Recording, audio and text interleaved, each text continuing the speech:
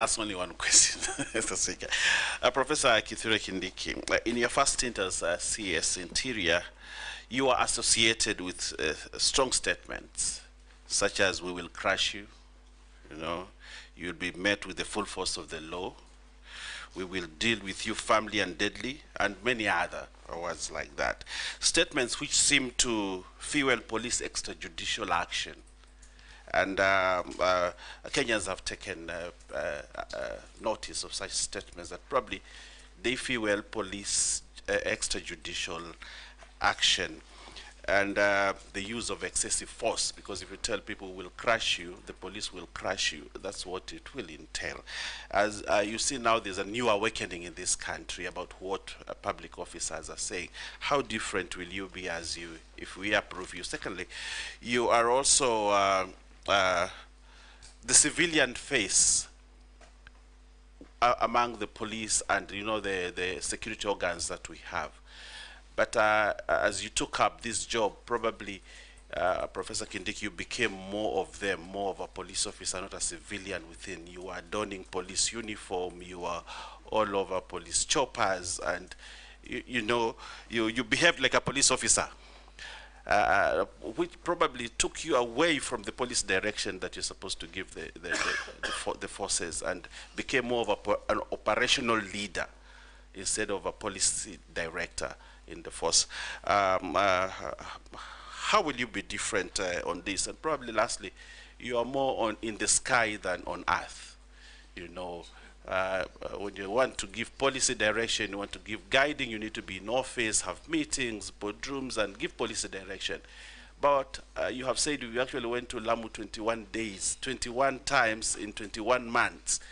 And probably in the operation field more than where you are required to give, operational or to give policy guidance and direction. And that's why the police force and the administration, national government administration, is not properly coordinated. How different will you be as when we approve you as CS? I thank you. Professor?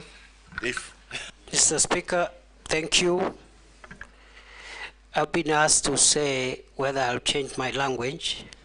Mr. Speaker, I need to clarify that it is true I have used very, very unique language. But Mr. Speaker, this is security language.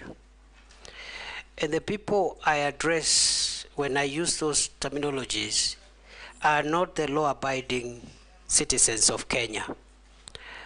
The people I address with that difficult terminology or unique terminology are terrorists, bandits, organized criminals. Those are the people I tell will crush you, and I mean it.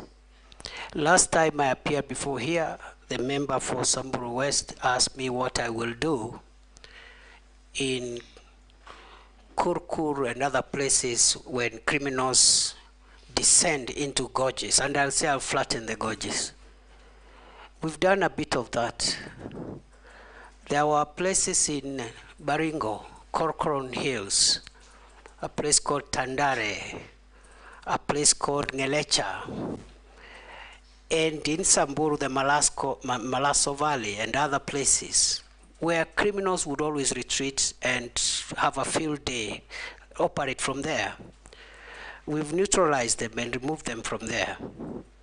So, again, the use of force is permitted by law, depending on who that force is used against and in what circumstances. And the escalation methods are used. You start by asking them to surrender. If they don't, you use other methods until, if they challenge you or they want to kill police officers, the police officers will kill them before they kill the officer. That is the law.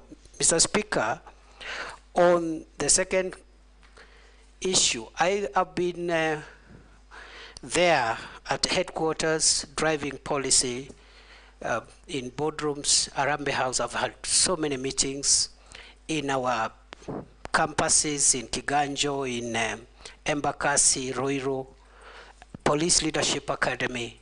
But I've also been in the field more. Why?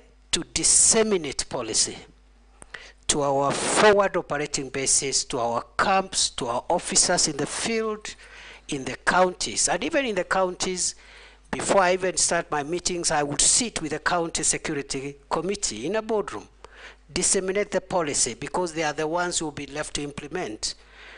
And I have also been in the most dangerous spots in our territory with our officers in the front line.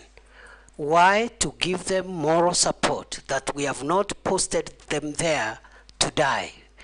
We have posted them there to protect the country. And there is no greater morale booster than for the security minister to go and visit the officers, have lunch with them, encourage them, and tell them what the government policy is and what the government thinks about them. So it has been very rewarding. I will be back in the normal manner, but I will of course balance between my headquarters work and also the field work. Lastly, I've been asked to land. I have always landed. For every flight, I have landed.